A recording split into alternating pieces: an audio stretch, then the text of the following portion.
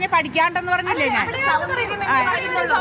ഞാൻ ചോദിക്കട്ടെ കറുപ്പും ഇയാള് നാട്യശാസ്ത്രം ബുക്ക് വായിച്ചിട്ടുണ്ടോ ഇയാള് പിന്നെ എന്തോ ബുക്ക് അങ്ങ് തരാൻ പോയി പഠിച്ചിട്ട് വരും എന്താ അതിൽ സൗന്ദര്യം എന്ന് പറയുന്നുണ്ട്, പക്ഷെ സൗന്ദര്യത്തിന് അർത്ഥം വെളുപ്പ് എന്നല്ലല്ലോ. അതെ, പട്ടിയുടെ വാലിലും ഭരതനാട്യപ്പോ അറിയോ? ഇതാണ് പറഞ്ഞത്. അപ്പൊ അങ്ങനെ വരുമ്പോഴേ ഇപ്പോഴത്തെ നിലയില് എല്ലാവരും ജീവിക്കാൻ വേണ്ടി എന്തെങ്കിലും ഒക്കെ കാണിച്ചുകൊണ്ട് ജീവിക്കുന്ന 22 പിള്ളേരാ. ഇന്ന് 250 പിള്ളേരെ ഒരു വർഷം ഓരോ വർഷം അവിടെ നിന്ന് എല്ലാ മേഖലയിലും പഠിച്ചിറങ്ങുന്നത്. ആർക്കുണ്ട് ഇവിടെ ഒരു ജോലി സാധ്യത ഉണ്ടോ?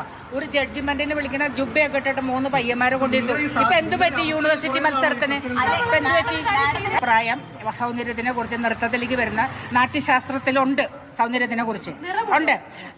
അത് കഴിഞ്ഞിട്ട് പിന്നെ കേസിനുവും ഏതൊരു വ്യക്തിയായാലും കേസിനുവെന്നല്ലേ പോട്ടെ.